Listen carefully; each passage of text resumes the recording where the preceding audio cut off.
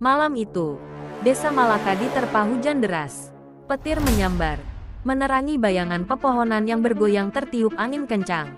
Di rumahnya yang sederhana, Arman, seorang pemuda desa, terbangun karena suara aneh di luar jendela.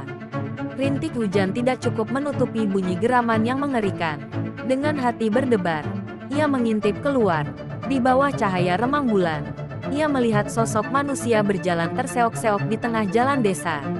Pak Karta, lelaki tua yang biasanya ramah, kini tampak menyeramkan. Kulitnya pucat, matanya kosong, dan mulutnya berlumuran darah. Arman menelan ludah. Sesuatu yang mengerikan telah terjadi. Arman segera membangunkan adiknya, Rina, dan memberi isyarat untuk diam.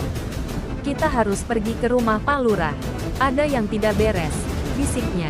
Mereka mengendap keluar.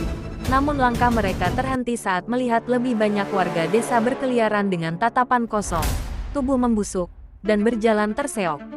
Mereka berlari secepat mungkin ke rumah Pak Lurah. Setibanya di sana, beberapa warga yang masih selamat sudah berkumpul dengan wajah panik.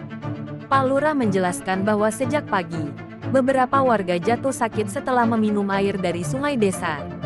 Awalnya hanya demam tinggi, tetapi menjelang malam, mereka berubah menjadi makhluk yang lapar daging manusia.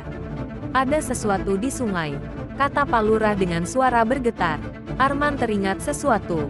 2 minggu lalu, seorang peneliti dari kota datang untuk mengambil sampel air sungai. Namun ia menghilang secara misterius. Beberapa warga menemukan tandanya di tepi sungai dengan catatan yang berisi tulisan berantakan. Air ini, racun, jangan diminum, mereka akan bangkit. Jadi ini ulah air sungai? Tanya Rina, ketakutan.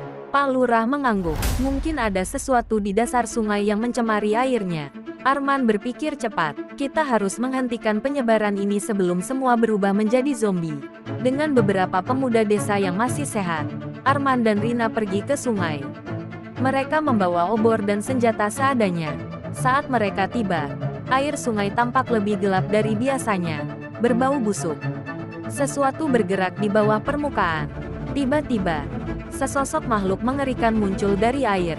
Seorang pria yang telah membusuk sepenuhnya, mengenakan pakaian robek milik peneliti yang hilang. Ia menggeram dan melompat ke arah mereka. Dengan cepat, Arman menebasnya dengan parang. Namun tubuhnya tak juga roboh. Dorong ke api, teriak Rina. Mereka bersama-sama mendorong makhluk itu ke dalam kobaran api obor, dan tubuhnya langsung terbakar. Saat itu juga, air sungai mulai berbuih dan dari dalamnya muncul bangkai-bangkai manusia yang sudah lama mati, seolah sesuatu membangkitkan mereka. Mereka tidak punya pilihan lain. Arman melemparkan minyak dan api ke sungai, membakar seluruh permukaan air. Suara jeritan mengerikan terdengar, lalu hening. Keesokan harinya, mereka kembali ke desa. Orang-orang yang hampir berubah menjadi zombie mulai sadar, seolah kutukan sudah sirna. Pak Lurah memerintahkan untuk menutup akses ke sungai. Sementara Arman dan Rina hanya bisa berharap kejadian ini tidak akan terulang lagi. Namun, sebelum mereka pergi tidur, Arman melihat sesuatu di langit malam. Asap hitam naik dari sungai yang terbakar, membentuk siluet wajah yang menyeramkan. Teror di desa Malaka mungkin belum sepenuhnya berakhir.